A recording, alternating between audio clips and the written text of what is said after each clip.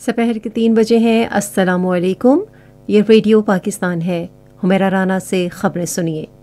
اہم خبروں کا خلاصہ۔ وزیراعظم نے اتحادی حکومت کے نصب العین کے تحت ملک کو موجودہ معاشی بحران سے نکالنے کا عزم ظاہر کیا ہے۔ سینٹ نے سویڈن اور ہالینڈ میں قرآن پاک کی بے حرمتی کے واقعات کی شدید مذمت کی ہے۔ پنجاب کی نگراں کابینہ کے ارکان کو قلمدان سونپ دیے گئے ہیں۔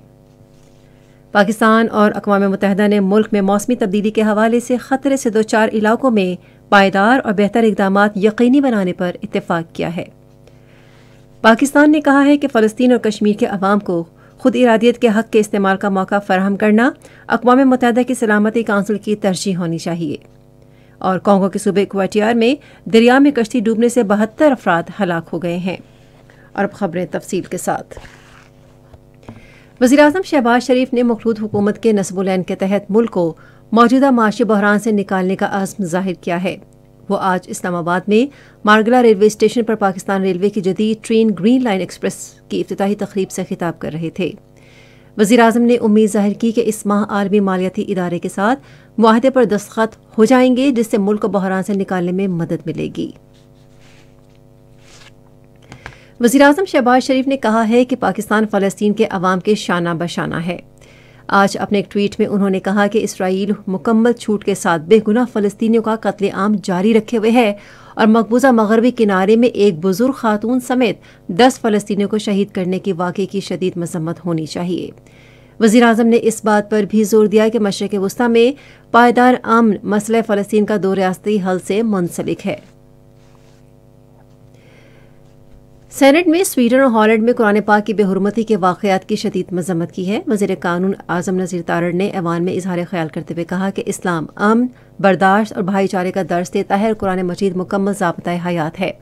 وزیر قانون نے کہا کہ یورپی ممالک میں ہونے والے اسلام مخالف واقعات گہری تشویش کا باعث ہیں۔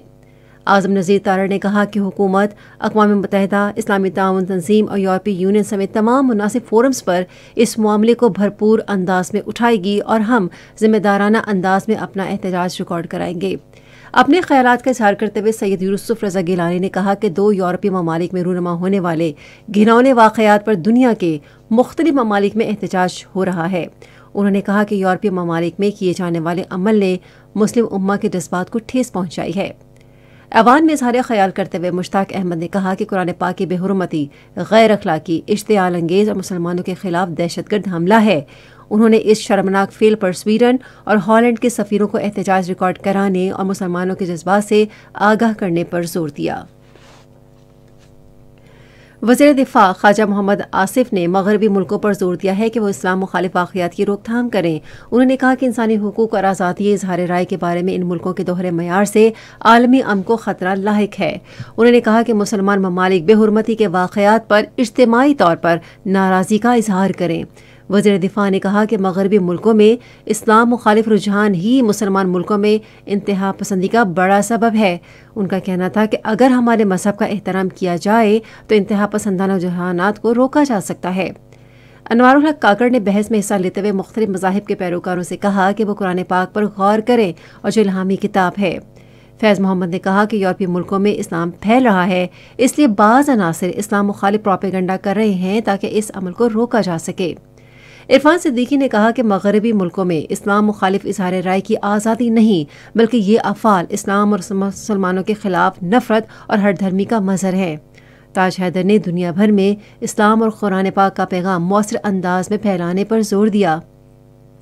فیصل جاوید نے کہا کہ آزادی اظہار کی آڑ میں توہین مذہب کی اجازت نہیں دی جا سکتی۔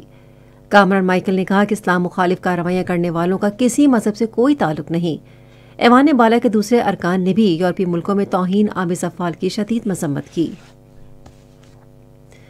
پنجاب کے نگراں وزیر اعلیٰ محسن نقوی نے ان نگراں صوبائی وزراء کو قلمدان سونپ دیے ہیں جنہوں نے گزشتہ روز حلف اٹھایا۔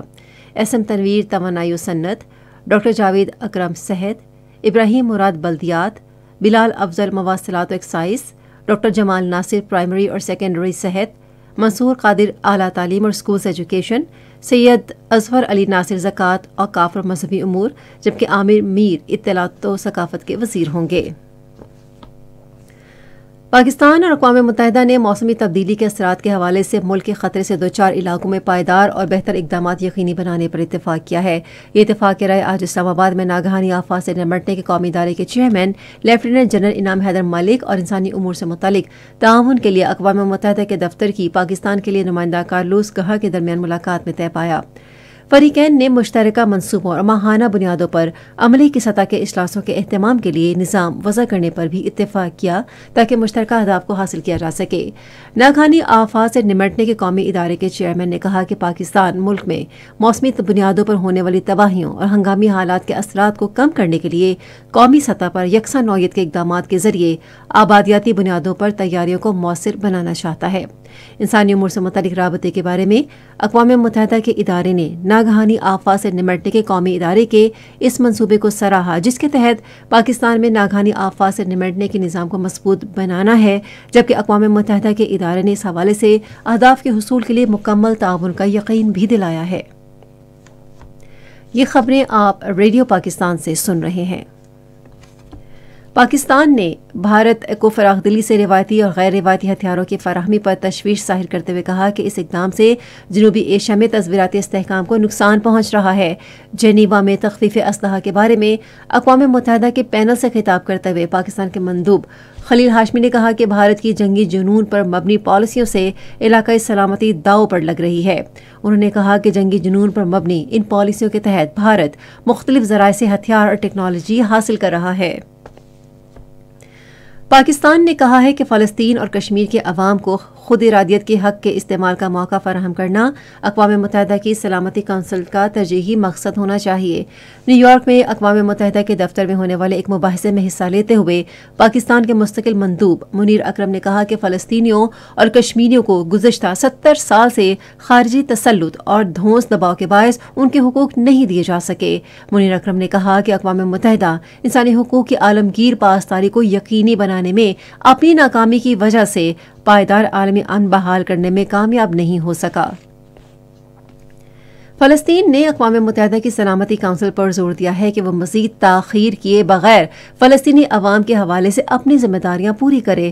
فلسطینی وزارت خارجہ نے اپنے بیان میں کہا کہ اقوام متحدہ کے سیکرٹری جنرل اپنی ذمہ داریوں کا احساس کرتے ہوئے اقوام متحدہ کی قراردادوں کے مطابق فلسطینیوں کو تحفظ دینے کے لیے تنازع کا حل نکالیں۔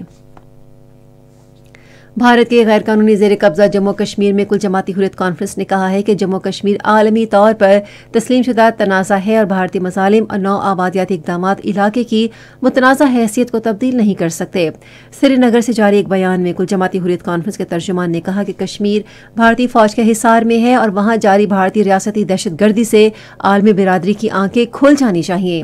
انہوں نے کہا کہ بھارت کے اقدامات نے کشمیر کو ایک چھاؤنی میں تبدیل کر دیا ہے جہاں گرفتاریاں، تشدد، چھاپے اور تلاشی کی کارروائیاں روز کا معمول ہیں۔ کانگو کے صوبے ایکواٹیئر میں دریا میں کشتی ڈوبنے سے 72 افراد ہلاک ہو گئے ہیں۔ حکام کا کہنا ہے کہ لوگونگا دریا میں ڈوبنے والی کشتی میں 287 افراد سوار تھے۔ 140 سے زائد افراد کو بچا لیا گیا ہے۔ پاکستان اور آسٹریلیا کی خواتین کرکٹ ٹیموں کے درمیان 3 میچوں کی سیریز کا تیسرا اور آخری T20 میچ اتوار کو کینبرا میں کھیلا جائے گا۔ میچ پاکستان کے معیاری وقت کے مطابق صبح 7:45 پر شروع ہوگا۔ 3 میچوں کی سیریز میں آسٹریلیا کو 2-0 سے برتری حاصل ہے۔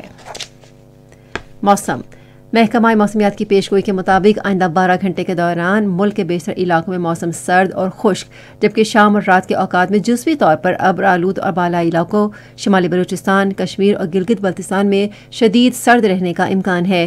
آج ریکارڈ کیا گیا 12 شہروں کا درجہ حرارت: اسلام آباد اور Peshawar 19 degree centigrade, Lahore 18، Karachi 23، Quetta 3، Gilgit 10، Murree 11 اور مظفر آباد 16 ڈگری سینٹی گریڈ۔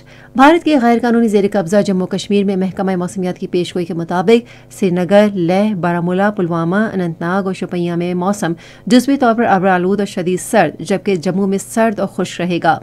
آج صبح ریکارڈ کیا گیا درجہ حرارت: سری نگر، اننت ناگ اور Shopian 6 degree centigrade, Jammu 16، Leh -4، Pulwama اور بارہمولہ میں 5 ڈگری سینٹی گریڈ ریکارڈ کیا گیا۔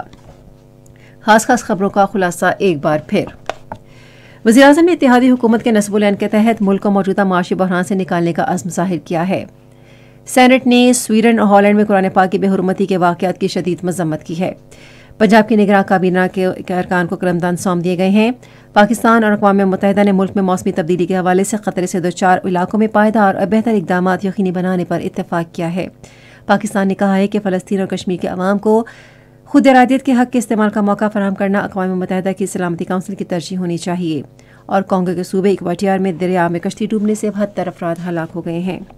खबरें ख़त्म हुई। मज़ीद खबरों और तज्ज़ियों के लिए आइए हमारी वेबसाइट पर radio.gov.pk और फेसबुक के link radio Pakistan news official पर बराह रास्त वीडियो स्ट्रीमिंग भी मुलाहिज़ा कीजिए।